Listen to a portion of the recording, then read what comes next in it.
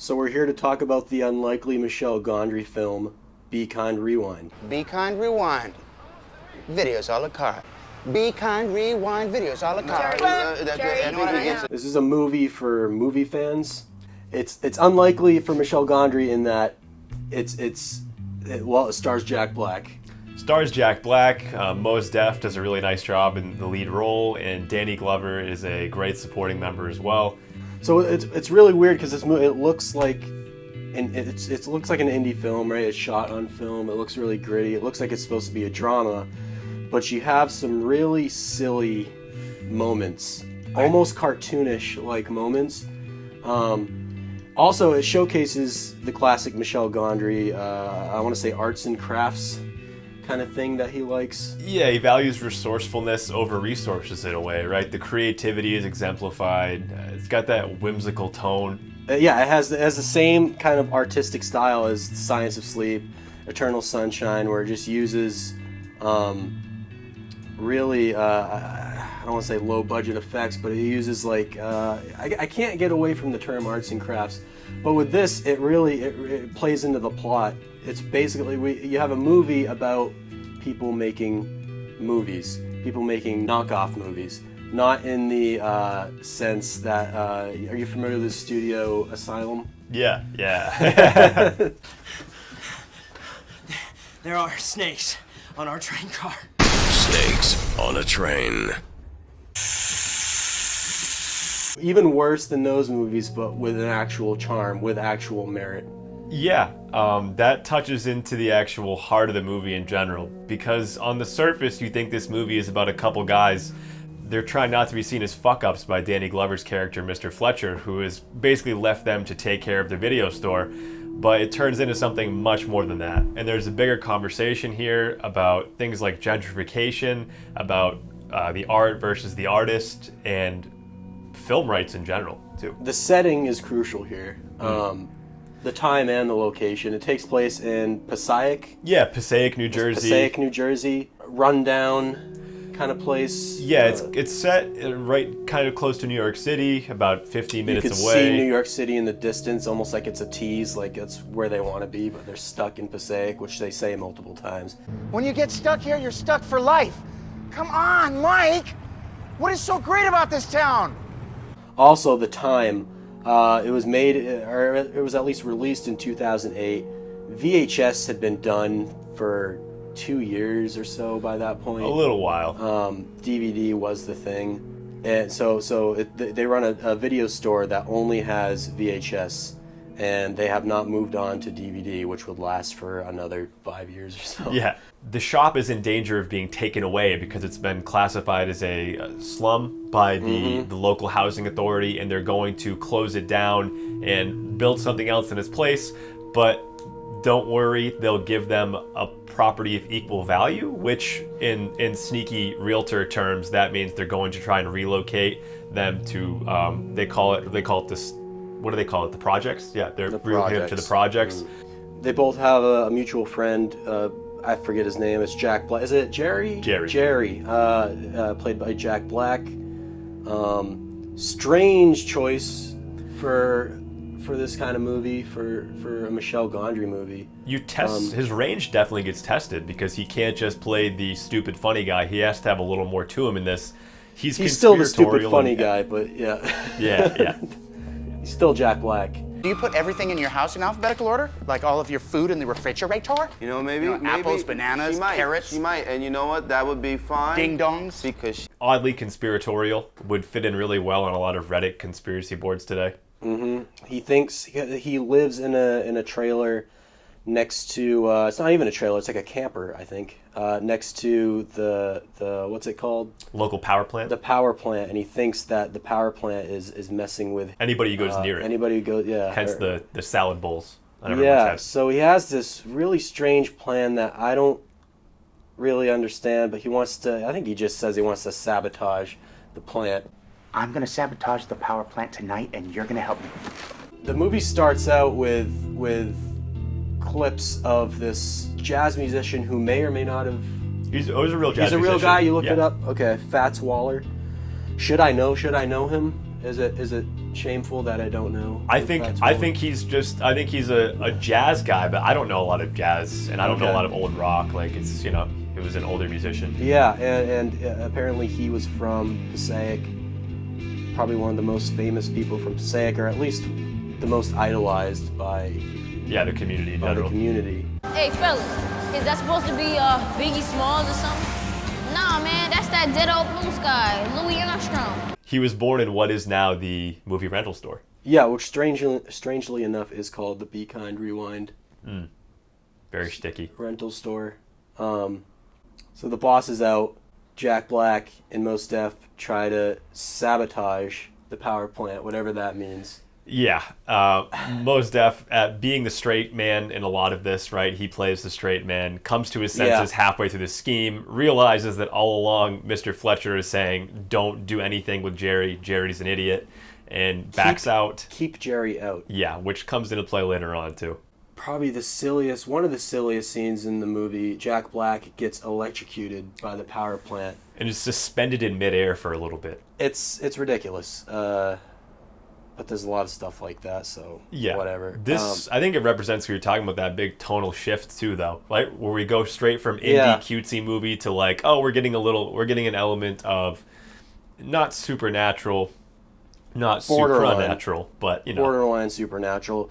He becomes magnetic, and obviously I don't know, that doesn't make any sense, but it's fine. He erases all the tapes. Yeah, he's so magnetized he erases everything, which prompts their whole scheme they have to undergo of reshooting every movie. It starts with Ghostbusters. Somebody wants to rent Ghostbusters. They don't have it because it's erased, so they got to remake it in, I think it was like 2 hours.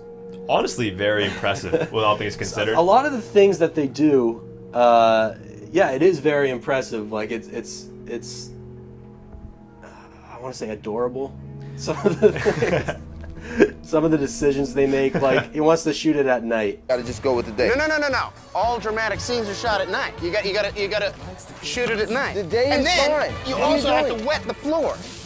You wet the floor. Would you stop? That's just a waste of water. They get very creative. Like they're resourceful. They use what they have, and I think that one of the more heartwarming shifts is that people actually like what they're doing.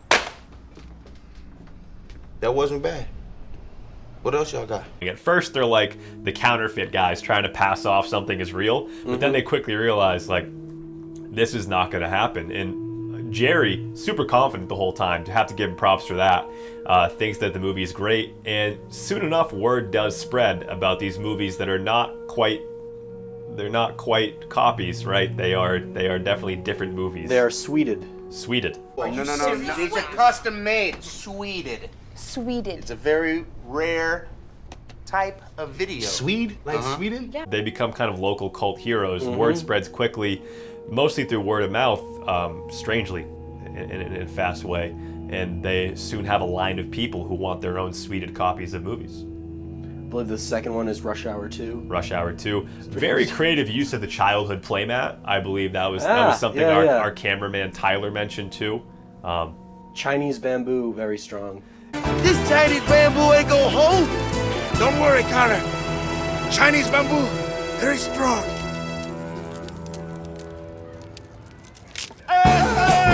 Yeah, one of the best moments I think in the movie. There's a montage of them making movies, and you get a handful. You get 2001. You get King Kong.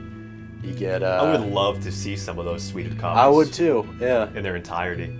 It is very Michel Gondry. The whole movie. It's just the plot works with what he would. He wrote it as well, which makes sense. And I just love how he manages to take these ideas of authorship, creating your own thing, the creativity that's used when they actually Swede the movies, but he also plays to all of the strengths too of his cast, right? Like Jack Black gets his fair share of Jack Black type lines. Oh hell yeah, yeah. And they land almost even better because you aren't expecting them, because it's just not a conventional Jack Black film. Right. Test. Looks like it's working. I can't tell if it's working. I think it's working because it's pressed down. All right, hold on. I can't tell if it's working. Yeah, that's working. Across the street is West Coast Video, which I believe is a real chain. Very blockbustery. Blockbuster. It's bigger. It's better. It's got DVDs. It has DVDs. Yeah. And it makes Be Kind Rewind video look like shit, basically nothing. And it's right across the street. It's a good analogy. But this prompts them to go on a different sort of sweeting mission. They start to make shorter films. Yeah. They start to personalize them. Jack Black tries to take credit for the idea. They get close to saving the video store. They have... They got like $60K, which is a lot of money to make selling bootleg copies of fraudulent DVDs. But of course, that gets fucked when you get a little cameo by Sigourney Weaver as the copyright police. Evil Empire. Yeah, basically saying I don't think it's that they're remaking movies that are copyrighted. I think the IP is not even mentioned in terms of that, right? Like, no, that's not even the big issue. Because they could have just claimed parody, I guess. But whatever. I think what it is that they're recording over. They legitimately used studio property. They just wrote over the tapes instead of actually making anything different. So that's the problem. And yeah, they gotta clean up shit. They gotta quit it. Here we are. We're the villains, right? It's funny they got Sigourney Weaver because a big part of it was Ghostbusters. Yeah. Yeah, that was when we saw the most of. I'm sure is why.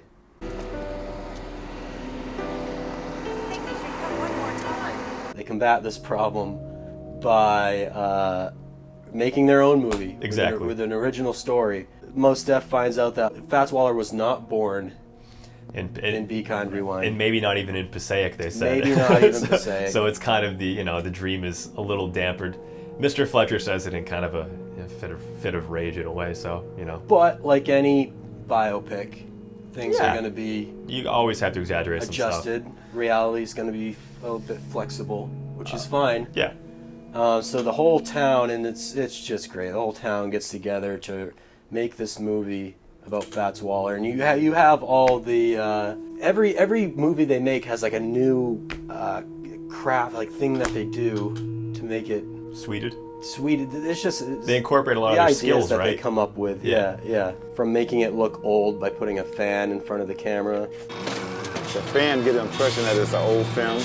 Jack Black wants to play Fats Waller. Yeah, Jack Black wants to play Fats Waller in the biopic they come up with. And Danny Glover appropriately explains to him outside why that's a huge issue. He's not cool with Jack Blackface. No.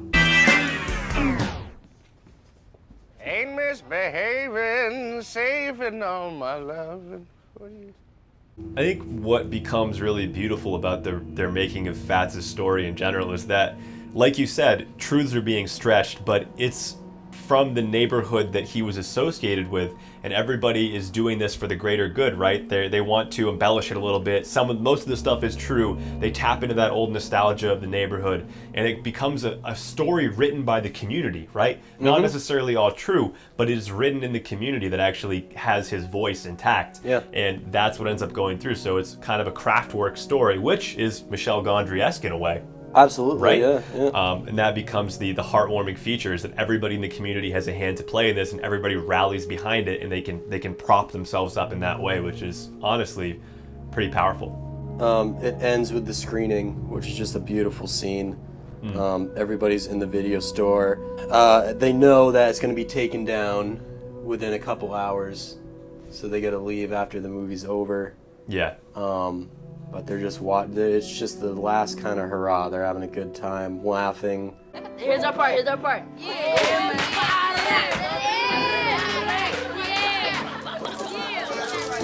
It's just a great scene. It's a really, I was gonna say feel good, but it's more of a bummer. But it's that bittersweet moment that I think. Bittersweet. There's the word. I think that it's bittersweet with a tad more sweet in a way. Obviously, things are not looking. Wow.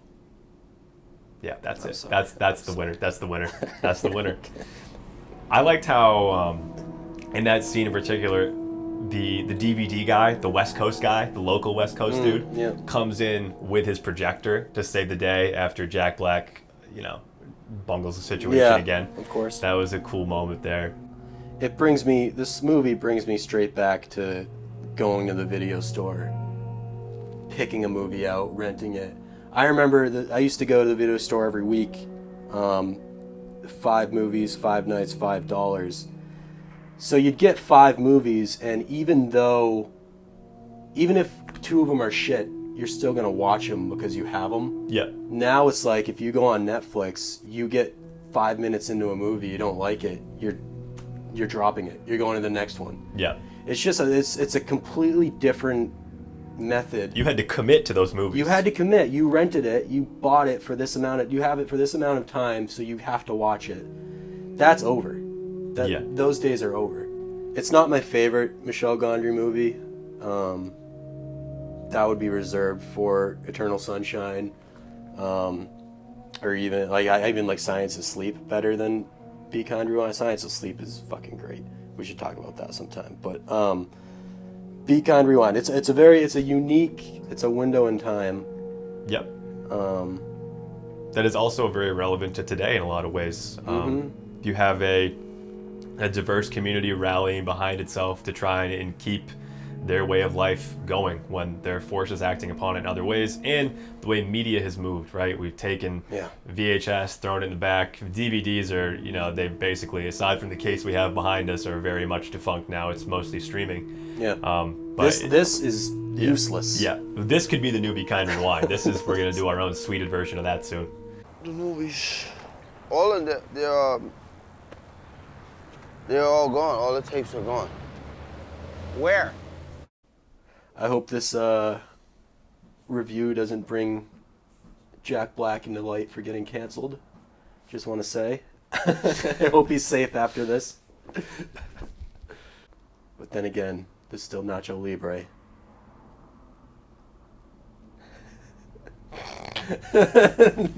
Nacho!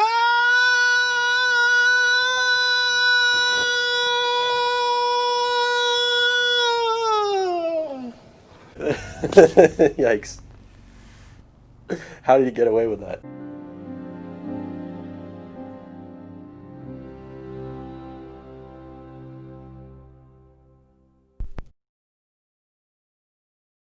What was your favorite scene, Tyler? You want to talk today? The closing credits. No, dude, get this. Get this. Don't do that. You had good things to say yesterday. You had good things to say yesterday. It's an average movie.